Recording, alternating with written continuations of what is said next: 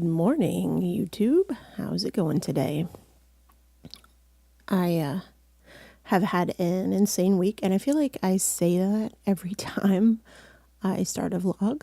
So I'm just going to say it again. It's been an insane week. My sister is still sick, and I just had to write a long email to her advisor letting them know that she will not be in school again today, and that exactly what's going on, because I'm getting to the point where I think the teachers no longer believe she's sick because she's missed so much school. I'm still waiting for a specialist to call me today. If they don't call me in the next hour, I'm going to be raising hell. So I'm going to let you know ahead of time that I did lose some footage on this video.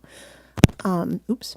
There are quite a lot of instructions that I did go ahead and put on here, so it should be a little bit easier to follow. There's a lot more going on in this video than the book one, which was mostly decoration.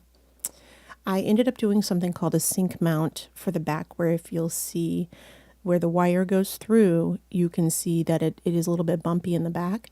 I ended up adding some glue to that, and I just used like the clear Eileen's tacky glue and let it dry a little bit, covered it with some artist tape, and then I built around it with a little bit of cardboard that is like a thin cardboard, a couple layers of that. And what that does is that brings the book cover level up to the same cover or over the wires a little bit. And then I added a little bit of cardboard to the back of it. So then once I put the inside cover paper on, it was pretty much smooth. That way when I use the book to actually draw, because it is a sketchbook, I won't have to worry about, bumps poking through, which, as you know, if you do any kind of mixed media, you kind of have to work around some of your old pieces.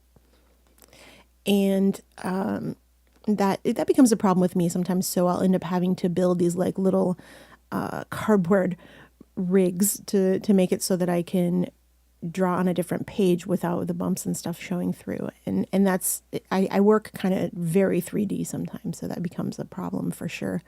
But it's kind of fun, and it gives me something else to learn and work toward. All right, now I'm working on this candle holder thing, and I want to let you know immediately, this is not meant to hold real candles with flame.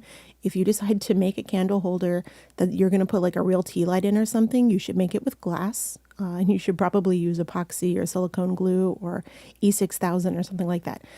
What I'm making, these are purely props. They're going to have LED candles in them, if anything, or they're just going to sit around and be creepy looking. So you can see that I'm gluing some craft wood into this tape thing. And what I decided to do was add this RPG dice box, that I have a ton of these, to the bottom of it to create the base.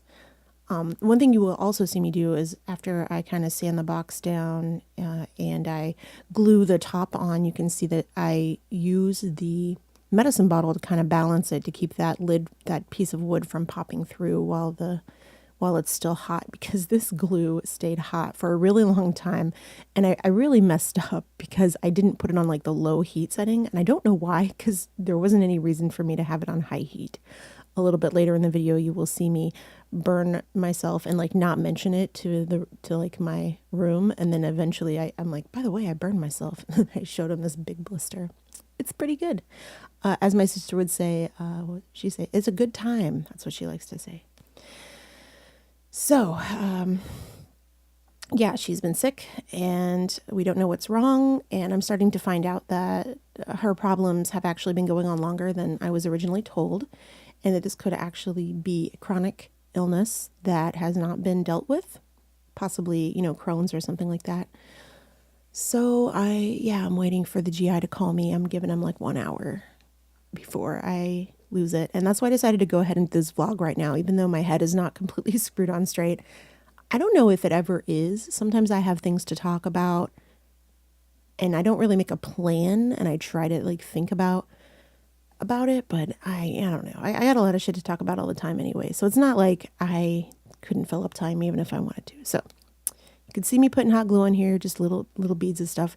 If you've ever seen like any craft videos by just about anybody at all, you know what I'm doing. I'm making three-dimensional designs so that later I can paint them and either dry brush them or coat them with something. In this case, I used metallic rub and buff, which I'll tell you right now, I love the way that Rub and Buff works.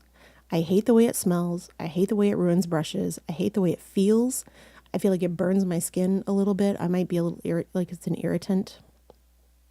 And I also hate the containers that it comes in seem to, like, the tops of them dry out no matter how well I seal them, because I've sealed them before and like taped them up and put them in bags and it seems like it dries out no matter what I do.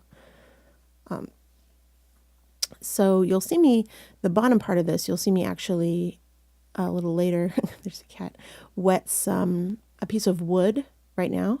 And what I did was I used the wet wood to kind of mush it down so it doesn't just look like hot glue. And that ended up giving it a little bit of a cooler texture than just gluing it did. My cat's really annoying, by the way. Something happened to him a while back. He got his teeth fixed and then he just turned into a huge baby. Like, I don't know what happened. He went from me not wanting to pet him, or him not wanting to pet me, him not wanting me to pet him that often, to being on top of me all the time, being in my room, on me, on my arm while I'm trying to work. I've got some pictures. If you ever check out my Twitter, I've got pictures of him just like sitting with his head on top of my hand and his paws underneath my hand while I'm mousing, like while I'm trying to work. So anyway, I'm coating this with black gesso. You can see that is what I'm doing. Black paint would work just as well, I'm sure. I like gesso because I had some right there. And this is actually the Cheap Joe's black gesso that I'm always talking about, Cheap Joe's. This stuff is a fantastic black gesso. It dries really quickly. It's very opaque. It's good stuff. I rubbed some of it off so you can kind of see. There was a prop that was at Universal Studios that had some glass like that, and I was thinking of that when I did this.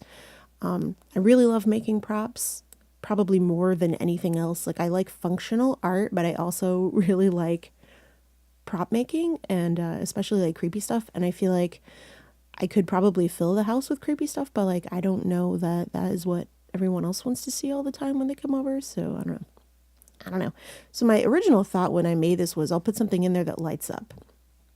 What I actually ended up putting in there was some dice, because it ended up looking cool. Later on, I made a video and put it on Instagram. You can see, if you check out my Instagram right now, you can see the video of this where I open it up and put some dice in it.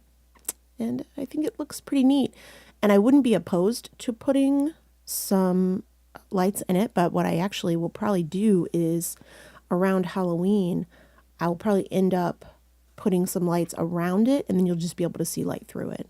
I'm going to get some of those little bead rice lights. And I've been very hesitant to buy anything. I've got like a full-size skeleton in my cart right now on Amazon. I've got a bunch of little mini pumpkins. I've got these things that I want to kind of add to my decor in general, but I just don't want to spend money on decorations when I'm still making stuff. I want to make everything first and then decide if I want to add stuff. So now I got that Rub and Buff out. I'm pretty sure that's pewter. I've got like an antique silver and pewter, and I'm pretty sure that 2 of those are dried out. So I'm just using the pewter, and I did cut a piece of glove off so that I could rub it on there with a glove because I happen to have one close. I also have some of those little finger cots in black, but they're a little bit tight around my fingers, so I usually have to trim them. I think after a while, the texture of this kind of ate through the glove, and I ended up taking it off. So as you can see, I think it turned out pretty cool. Just very, I don't know what style that is. I guess you'd say kind of gothic style, but not super ornate because I didn't make it like fancy. So I don't know. It looked to me kind of, because it was square, kind of sci-fi, like something you might find in a lab, but then the top of it is a little bit more traditional. I'm probably going to make a lot more stuff like that with the silver. I just need to buy some more Rub and Buff. And again, I'm going to complain about this stuff because it's kind of expensive. So if there are some waxes that you can buy, and I've been thinking about making my own waxes, where you can buy some of these waxes that have like silver and stuff in them. And they're great, but they don't cure. Rub and Buff kind of cures. Like, you don't have to lacquer it, and that's one reason I like it. I hate it for every other reason. And the reality is I've never actually tried to buff it. I don't know if it buffs to like a pure shine. I don't really care though. I really don't care.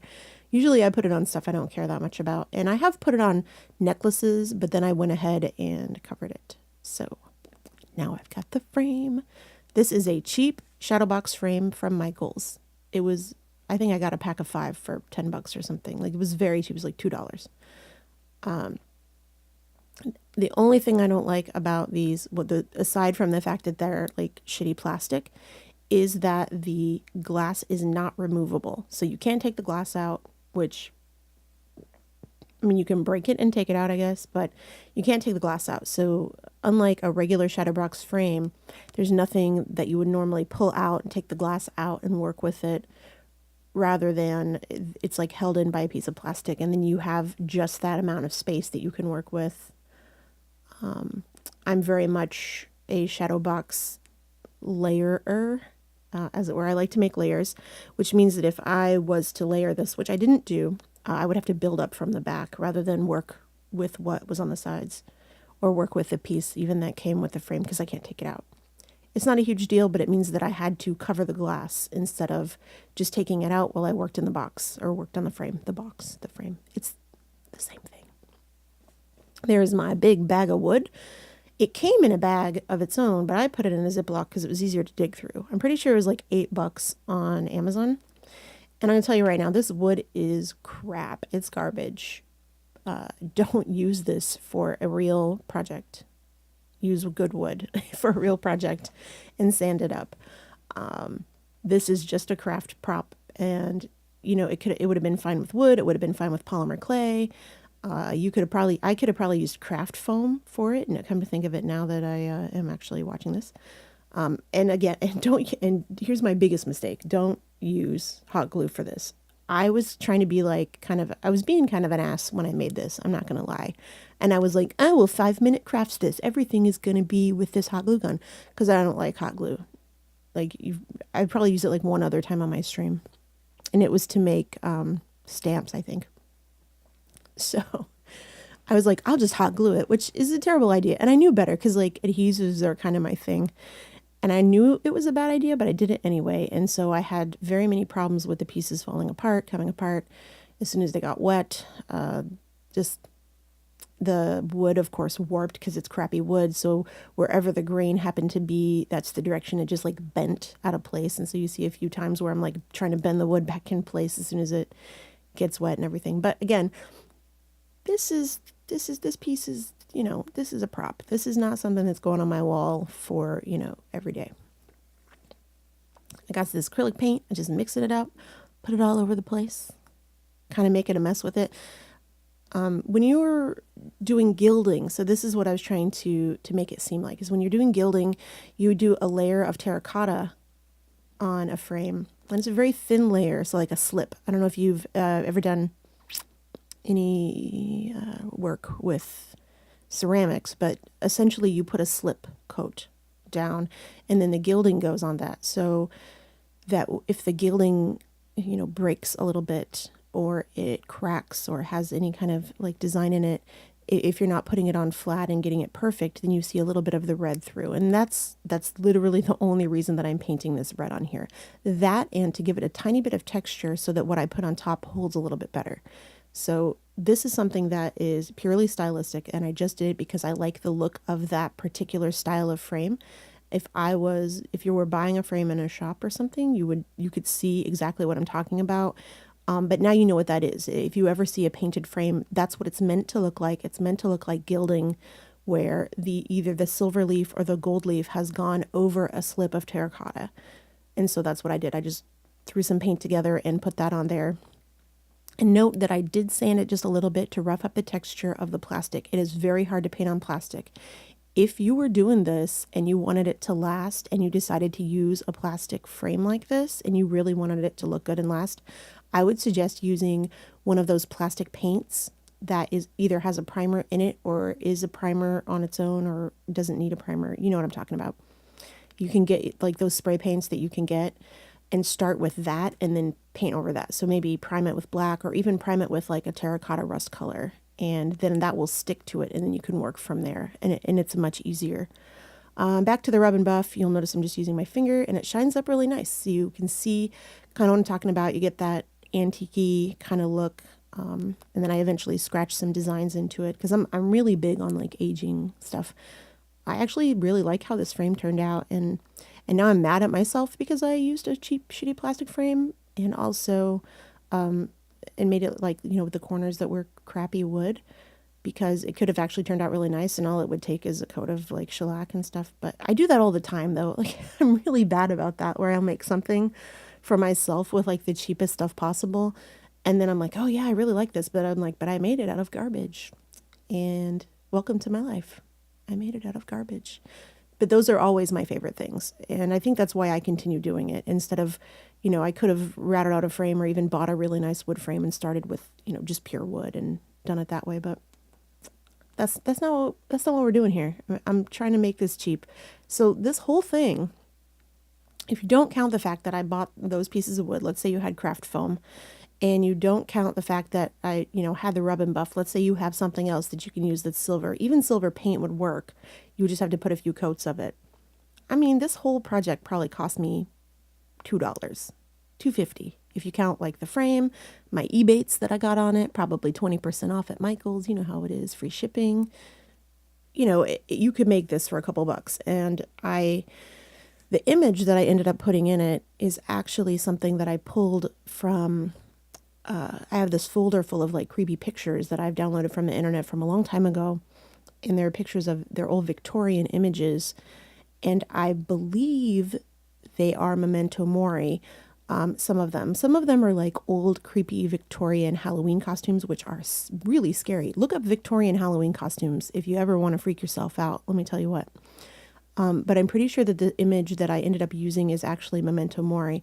The other image that I would have liked to use was just a little bit too small and a little bit too blurry, but it has this really, really creepy looking bride photo where I think the bride has had some photography like imaging done, and it makes her look like a ghost. It's terrifying. And unfortunately you can't see that picture that well, but I think if you do look up like, creepy Victorian photos, or like, kind of Google that, you will see some stuff.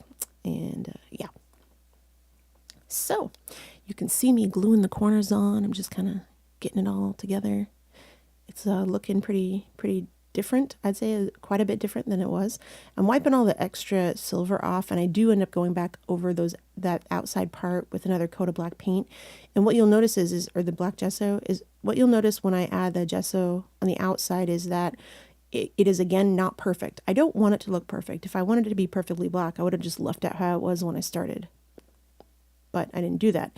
So it's got a little bit of red underneath the black as well. So if you look at even custom picture frames or even frames you can buy off the shelf, you'll see a lot of this similar styling. It's a very common style. And so I was trying to make this look kind of like a finished corner frame, which is a frame that is not joined together at the corners. Well, wow, that was good explanation there. Yep. Generally speaking, a finished corner frame comes from one big piece of wood. The front of it is usually one piece. However, you can also make a regular corner frame and fill it in and make it a finished corner frame by filling it in and adding ornate stuff to it. Honestly, finished corner frames are not my favorite. I do actually like this Art Deco style, but most finished corner frames are really kind of gaudy and get used on paintings that I feel they don't actually belong on. Like, sometimes you'll see like a really minimal piece of art with like this insane gilded finished corner frame on, and I'm like, who like, the frame should never ever take away from the artwork. It should only ever enhance it. Don't do that to yourself. Don't do that to your artwork.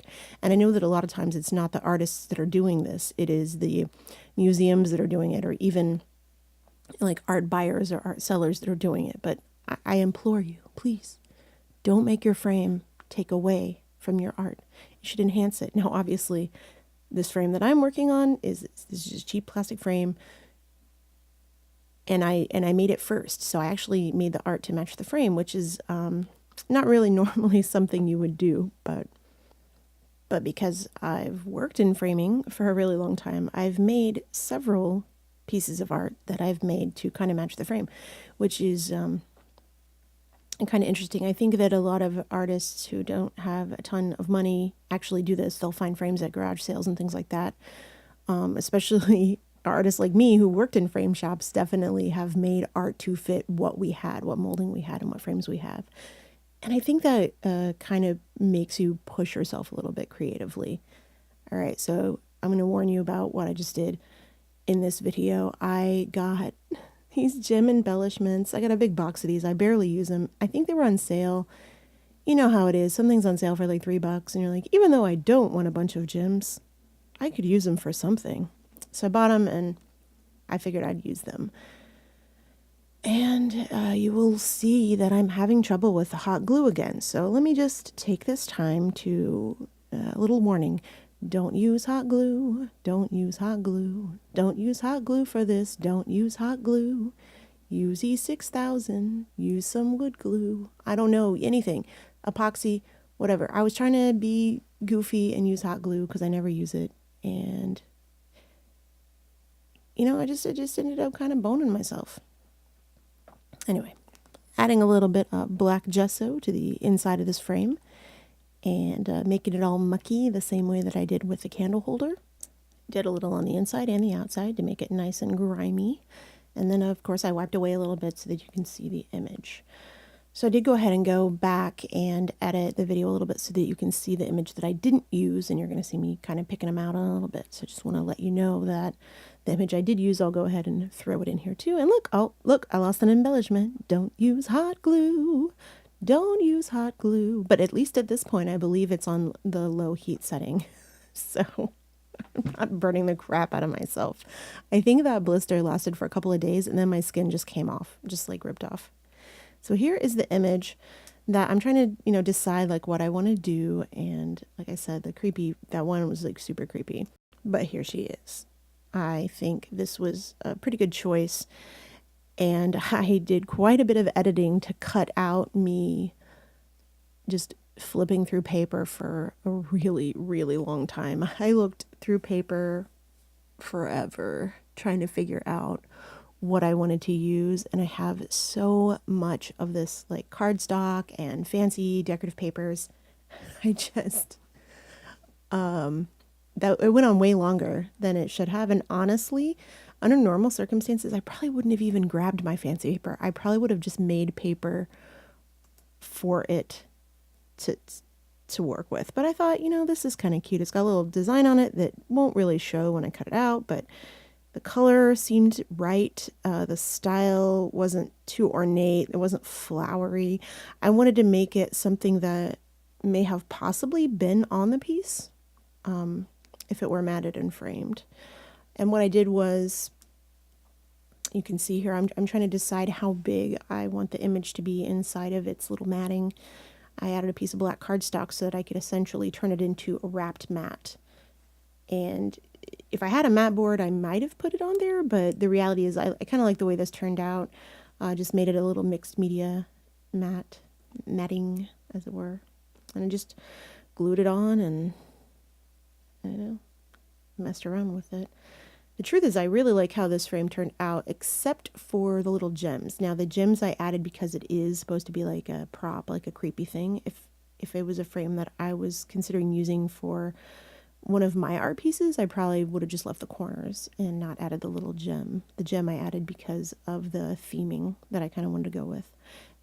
This Tombow glue, by the way, I love it. It's really, really good, but I hate touching it. It's so sticky. It is the stickiest glue, which is great if you want to put glue on a couple of things and then just kind of like tack them together. Even after the glue dries, you can like stick it to just about anything and it'll stay for a while. It's great for that. It's terrible for getting it on your fingers. I swear it just doesn't come off your fingers. And I find myself doing that thing where I'm like rubbing my finger and my thumb together forever. But it is great glue. I've gone through like 6 bottles of it at this point. Every time I use it, I spend half my stream like complaining because I got it on something that I didn't see, and then that thing sticks to me. Or I got it a little bit on my hand, I didn't notice, and then I stick something to me, or I make a rip in the paper or something. So if you use this glue, be careful with it. The clear Tombow glue acts completely differently. It's more like the Eileen's Tacky glue. It's quite a bit more, I don't know what the word is, liquidy. It's not as sticky, tacky, but it's just more like regular clear school glue, I'd say. So you see me just kind of gelling the crap out of this. And I did this because it's just on printer paper. When I printed these out, I didn't use any fancy kind of paper. I didn't use anything specific because I didn't know what I was going to do with them yet at the time that I printed them out. I wanted to kind of test my oxide inks and stuff like that. This was last year around Halloween, so if that tells you how long I've had these images printed out. So I just, did some gel on it to protect it from me being rough with it, because I get pretty rough with stuff when I'm doing mixed media. And it's always a good idea to coat something with gel medium if you don't know how it's going to react to your mixed media, because you never know. Like, it could even be a real photo, and photo paper just doesn't take to this stuff kind of well. It's always a good idea to coat it. Plus, I mean, this is a laser printer toner, so it probably would have stayed just fine, but you never know. You never know. Always safe than sorry, whatever those sayings are. Better safe than sorry, I guess. I've definitely torn up at least one of these messing with it without doing gel on it first. And the reality is I probably should have done it even on this matting that I'm doing, but I didn't because I'm lazy. Actually, I'm not lazy. I always say I'm lazy. I'm really not. I don't know why I didn't do it. Probably because it's pretty good paper, so I figured it could take it. So just so you know, I'm at the point now where I've attempted to work on this voiceover for like 2 hours now, because my Premiere keeps like crashing and not showing video, which is a known issue with it, and I pay a lot for it, so that's like super duper awesome. Thought you should know. And also because my D drive just keeps failing, which I think there may be an issue with the port, the little USB port on it, so we're just going to maybe install it in my computer and hope for the best. But yes, so that's also a problem when I've been recording, which is one of the reasons I have been allowing both YouTube and Mixer to keep my recordings, so I can just download them if I have to. I did a little prosthetic test the other day, yesterday morning, actually. Days get mixed together when you sleep during the day and you work nights. But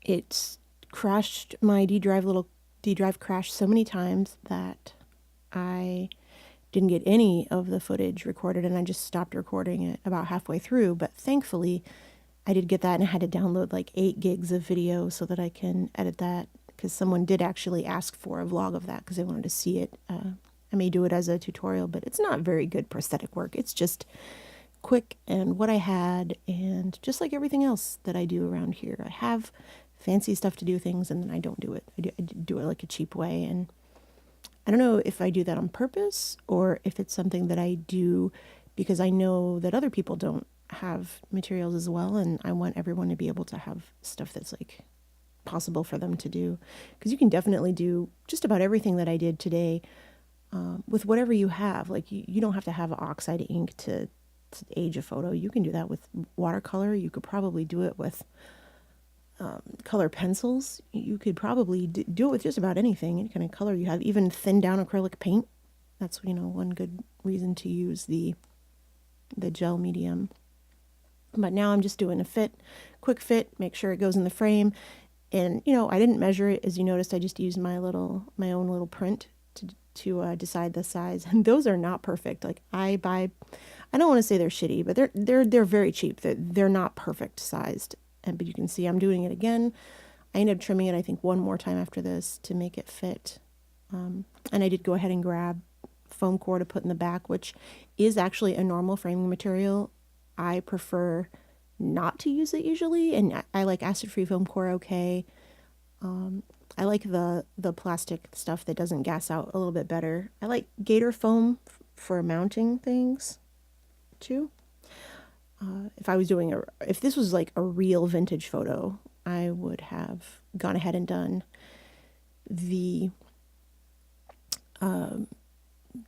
it's called oh my gosh, my brain.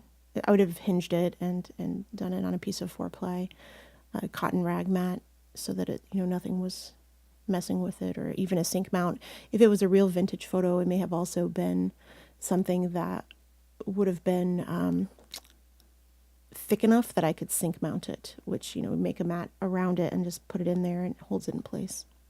So we're getting really close to the end of the video here. You can see that I've glued everything together. I'm just trimming it up, getting it ready for the frame, and I burnished it down with the bone folder. I'm just going to jam it in there. And I didn't really re-clean the glass or anything like that. I just stuck it in there, and I went ahead and taped up the back. Now, under normal circumstances, you'd use frame points, and this is a plastic frame, so I'm definitely not going to do that. There are little holes in it, of course, if I put the original backing back on it, but I didn't want to do that either.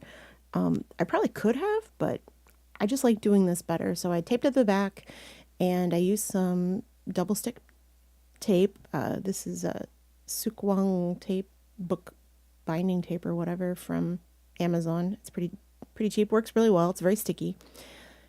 If I wanted to, I could have gone ahead and bored out the little hole to put it on the wall, but I didn't have any intention of putting this on the wall. This is a prop I was going to stand up so that people could kind of see it if they walked by it, or pick it up if they wanted to. So I wanted the back to look kind of nice as well. Anyway, we're just about to the end of this video, and I'm thanking my lucky stars and lucky, unlucky, whatever, that hopefully I'll be able to finish this without it crashing again. Thank you so much for listening. Bye. Bye, bye, bye.